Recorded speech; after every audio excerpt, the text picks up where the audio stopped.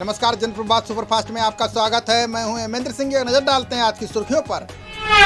राष्ट्रपति ने भी कोरोना टीका लगवाकर दिया विश्वास का संदेश। आरआर अस्पताल में डोज लेने के बाद कोरोना योद्धाओं को कहा शुक्रिया।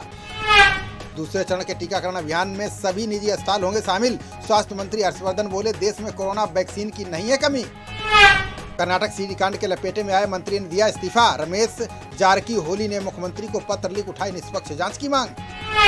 पीएम मोदी ने बजट प्रस्तावों पर वेबिनार को किया संबोधित।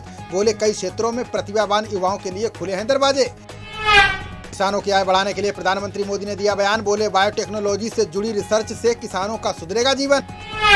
बंगाल के ब्रिगेड परेड ग्राउंड में 7 मार्च को पीएम मोदी भरेंगे हुंकार। प्लासी के युद्ध से लेकर वर्तमान राजनीति का गवाह है ऐतिहासिक मैदान।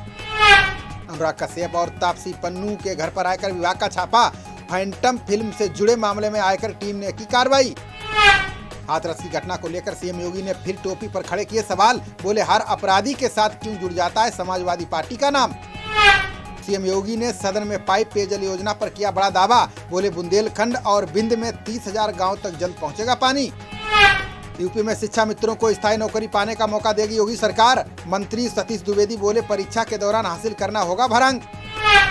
शिक्षा मित्रों के मानदेय में योगी सरकार नहीं करेगी बढ़ोतरी। गर्मियों की छुट्टियों में किया जाएगा परिषदीय शिक्षकों का समायोजन। फारूक अब्दुल्ला के खिलाफ नहीं चलेगा राजद्रोह का केस। सुप्रीम कोर्ट ने कहा, सरकार से अलग विचार रखना देशद्रोह नहीं। राहुल गांधी के आपातकाल वाले बयान पर जावड़ेकर का पलटवार। बोले, मोदी सरकार ने किसी भी संस्था के अधिकार नहीं किए कम। शरद पवार ने राहुल गांधी के बयान को लेकर भाजपा पर साधा निशाना। बोले, राहुल की तरह भाजपा भी गुजरात दंगों के लिए मांगे माफी। केंद्रीय मंत्री मुख्तार अब्बास नकवी ने राहुल गांधी पर बोला हमला। बोले, इमरजेंसी पर माफी मांगने से भी खत्म नहीं हो जाएंगे गुनाह। कांग्रेस प्रवक्ता अभिषेक मनु सिंघवी ने भाजपा पर लगाया आरोप। बोले, कांग्रेस के समझौते को बदनाम करने में लगे हैं बीजेपी के नेता। सोशल मीडिया की नई गाइडलाइन पर डीएम ने पत्रकार को भेजा नोटिस। केंद्र ने मणिपुर में हुई कार्रवाई को बताया अधिकारों का अतिक्रमण।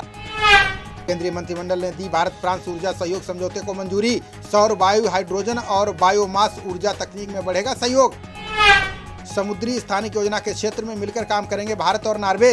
दोनों देशों ने परियोजना के लिए की लक्षद्वीप और पुडुचेरी की पहचान। मंत्रिमंडल ने भारत और फिजी के बीच कृषि समझौते ज्ञापन को दी मंजूरी। दोनों देश अनुसंधान, विज्ञान और विशेषज्ञों का करेंगे हस्तांतरण। 1147 अंक चढ़कर 51,444 के पार पहुंचा सेंसेक्स। 326 अंक की बढ़ोतरी के साथ 15,200 के अंक पर बंद हुआ निफ्टी। उद्योग मंत्री पीयूष गोयल ने लॉजिस्टिक्स की लागत घटाने पर दिया जोर। बोले, यदि लागत ऊंची रहेगी तो भारत नहीं बन सकता प्रतिस्पर्धी देश। विस्तार ने मुंबई मालदीव मार्ग पर शुरू किया उड़ानों का परिचालन। बबल समझौते के तहत सप्ताह में 3 बार उड़ान भरेगी एयरलाइन।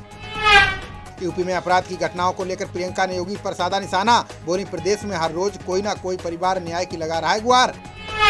मुंबई पुलिस ने शुरू किया मास्क न लगाने वालों के खिलाफ अभियान। हर जोन में कम से कम 1000 लोगों से जुर्माना वसूलेगी पुलिस।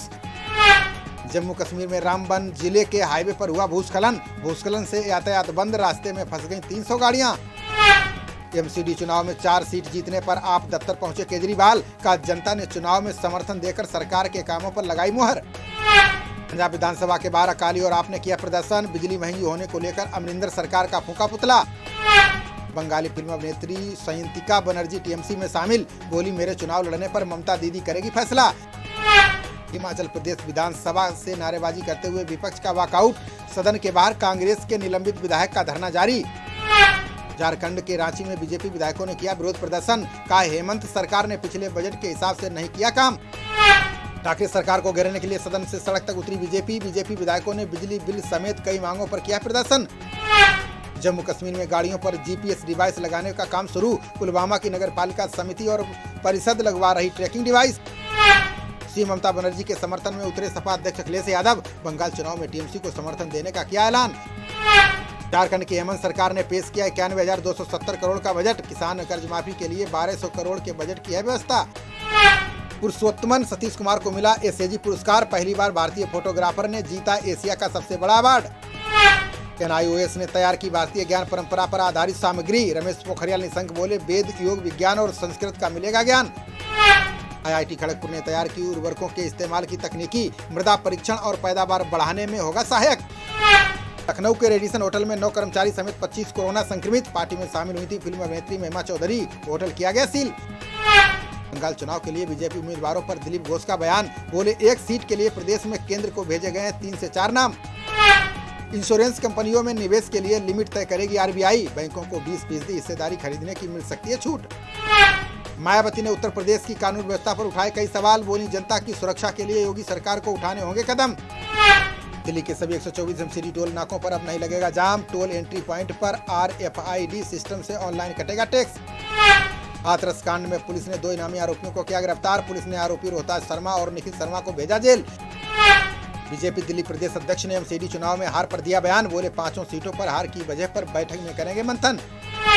विश्व वन्यजीव दिवस पर गोवा सीएम प्रमोद सावंत ने की अपील, बोले वनों के संरक्षण के लिए सरकार के साथ सामने आए लोग। पीएम मोदी की रैली में सौरभ गांगुली के शामिल होने पर भाजपा का बयान, सामिक भट्टाचार्य बोले गांगुली को करना है इस बारे में फैसला। बृहस्पतिवार को बांग्लादेश की यात्रा पर जाएंगे विदेश मंत्री एस जयशंकर, द्विपक्षीय संबंधों की प्रगति की करेंगे समीक्षा। आपसी पन्नू के घर आयकर विभाग का छापे पर एनसीपी ने दिया बयान, नवाब मलिक बोले सरकार ने विरोधियों की आवाज दबाने की कोशिश। 6 बार की विश्व चैंपियन मैरी कॉम को मिली बड़ी जिम्मेदारी, अंतर्राष्ट्रीय मुक्केबाजी संघ ने चैंपियंस एंड वेटरन्स समिति का चुना अध्यक्ष। खबरों का सिलसिला जारी रहेगा, देखते रहिए जनप्रवाद। नमस्कार।